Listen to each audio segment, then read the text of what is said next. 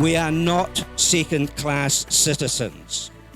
We are unique and courageous and deserve to be treated with dignity and must be involved in anything and any issues that concern us and our well-being.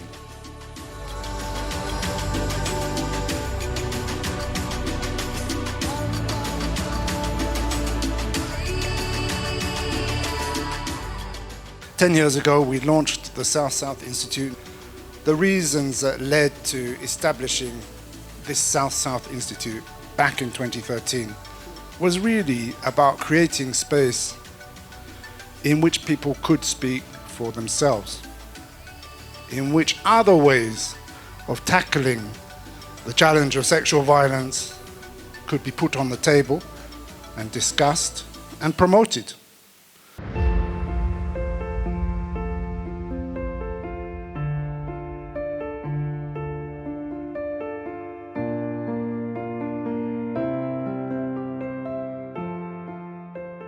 The sexual violence is not about gender or race, not about sexuality.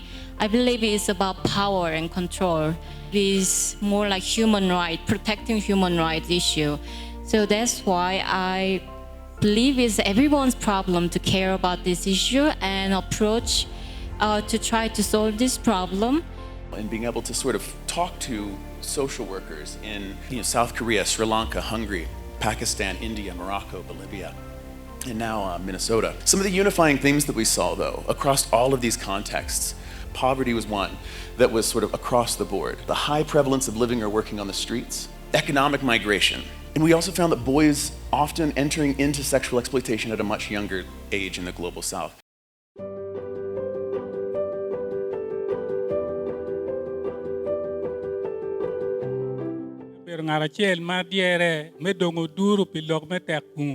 Go penya ka kitwero chwalo dwana wa ana ye pol jomo ken go ber ka kala ni gine no peti me pingo ne liek kom cho ka che jema keten tim ma yang chon roba be no kwero lo ga chele no en ya ber ka no ne no mier ke la dano were lok me tek gu pe o to ni kom dano ma pe gi ngeyo gin ma ke ti ka lar ne ma kelo tek gu ber ka ti. We are realizing that men, they are losing their dignity and their respect day by day. Why? Because they see women are more supported than men. And we, on our side, women, we are losing peace, mostly at home. You cannot understand it. There is a conflict which is going there in the community, in our homes. Kama tuko na vivre ni grace ya Mungu. Na probleme tulikuwa nakutana naye balikuwa na tujije comme ba homosexuel. Si atuko ba homosexuel ile orientation yabo, mais si tuko ba victime. Niko naona masiku iko nakuya mbele danger kani tuko tutaparcourir. Mbona we kila siku unavalaka tu bitu ya violence fete, violence, na wewe uko homosexuel. Imagine when there is a war in your country, if they reach that level of raping a man, how much more women? How much more children? So as women of hope, it is a group of women, wives of these men, children, daughters of these men. These women, they were raped, they were tortured, they were sexually abused.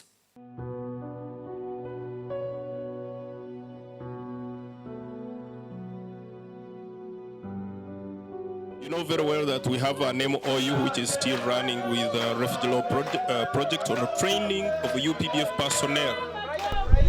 We have to learn today and teach somebody tomorrow. That is called transfer of knowledge. I think it has not been in vain. On the different aspects of human rights, issues to do with SGBV before they go to any mission area, especially those going to Somalia and other missions.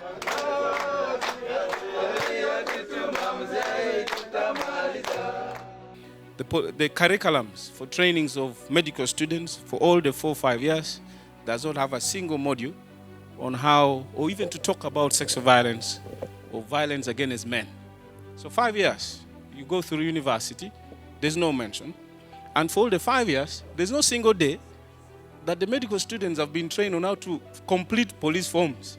And we also learned that medical schools receive very few guest lecturers outside conventional medicine. So you don't get Dr. David Chimba or Dr. Chris to go and talk about sexual violence. They receive very few guest lecturers. Now you are in the field, and the DPP went ahead and issued the guidelines on how to complete the police forms and tells a doctor how to examine a child, boy or girl, how to examine an adult woman, but is required on how to examine an adult man. It is not there. So now you're seated here, you're in the field. How are you examining the adults who are victims of sexual violence? It is through training that a police officer is made. And we have had RLP at both levels of training, entry and then in service plus command levels. So that has given us a mileage on dissemination in terms of sexual violence and breaking the barriers, conversations on men and boys.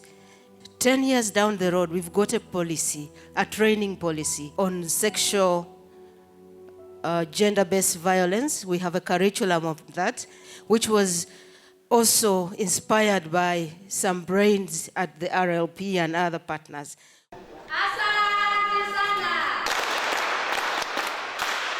To talk about what we are doing at the School of Law. We've trained so far about 90 students. We do a short course, a 1 week's short course for about 30 students who go off to implement internship activities in the refugee settlements. And these are the students who have benefited from such a conversation of refugee law, forced migration, and these aspects of mental health and sex and gender-based violence issues during that 1 week's course. Refugee Law Project has developed what we call a screen, refer, support and document process, SRSD, that since we built it in 2017 has led to the identification and treatment of several thousand survivors from South Sudan, from DRC, from Burundi, from Rwanda, survivors who otherwise would have remained completely hidden.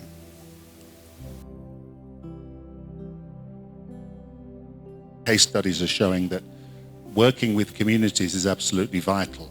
With an example from the Bolivian case study, where there were many boys living on the streets and were homeless in the communities.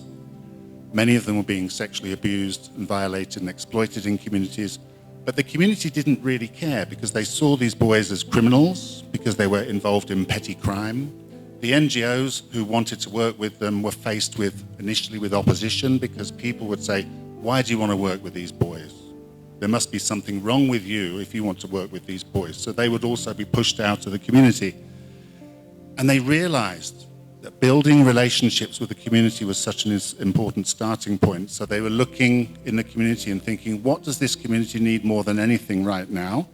And what they needed was a laundry, a community laundry. So they created a space where people could go and take their clothes for free and wash their clothes. So they built trust through providing a free service totally unrelated to sexual abuse and sexual violence. And gradually over time, were educating and helping, bringing awareness of these issues to these women in the community, who then have started to develop programs and develop their empathy and understanding and provide protection for boys. And that new understanding has been created really through listening to what was happening in the community and what people really needed. In Korea also there's a lot of bias and discrimination about this, that this issue is not as important as the women's and girls issue. And there's also discrimination that sexual violence is women's issue.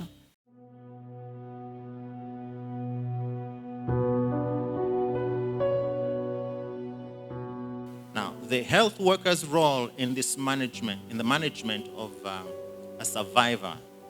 One is to provide the first line of safety. And when I talk about safety, it is not just physical safety, but also psychological. Secondly, we should be able to secure exhibits.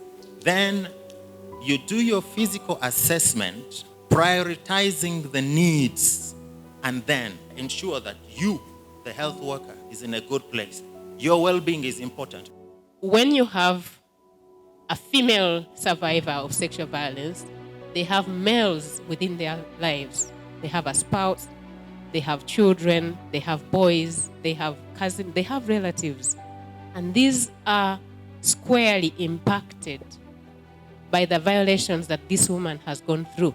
Equally, if you have a male survivor, the females around them will be impacted by this harm that they went through.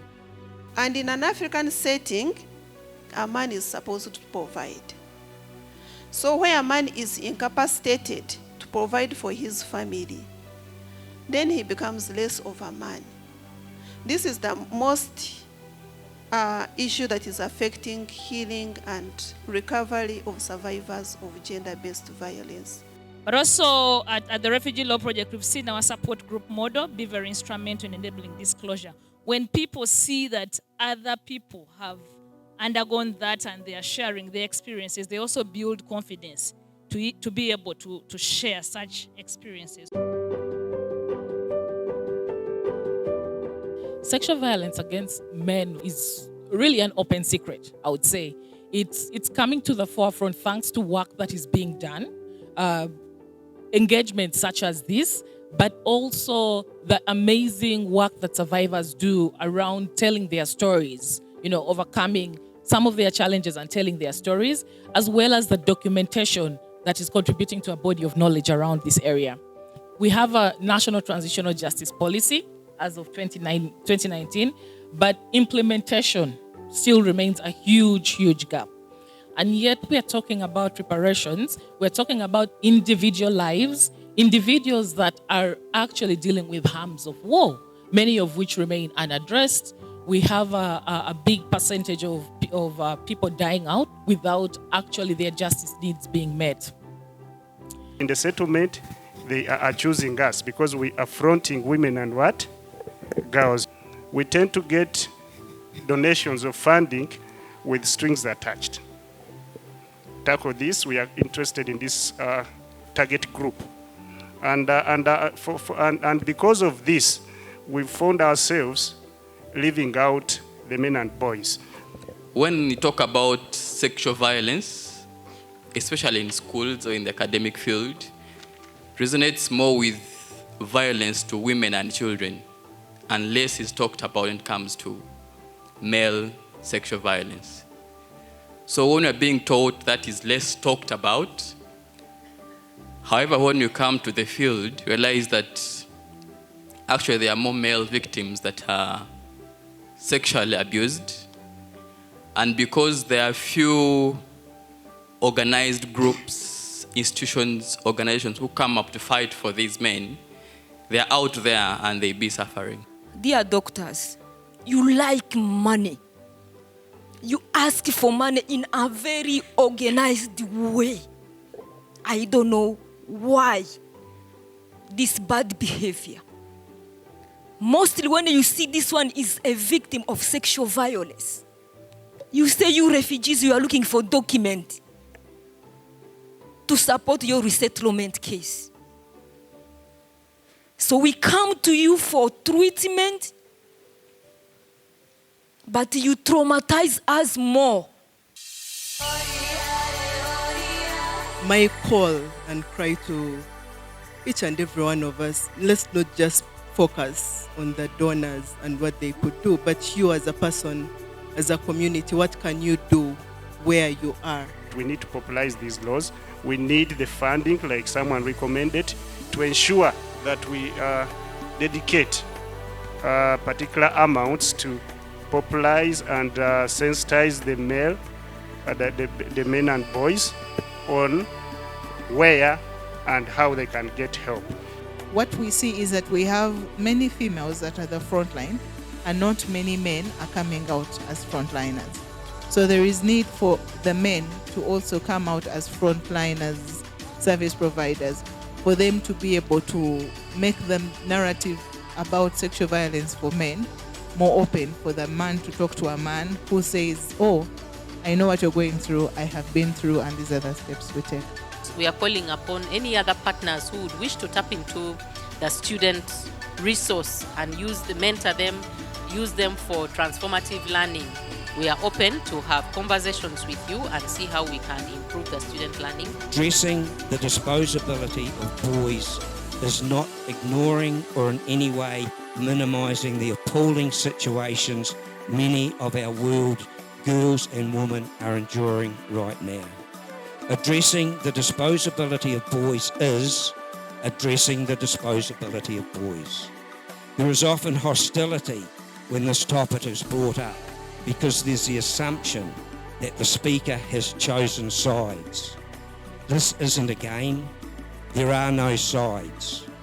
We are human beings, male and female, and we all deserve the care, the dignity that we deserve.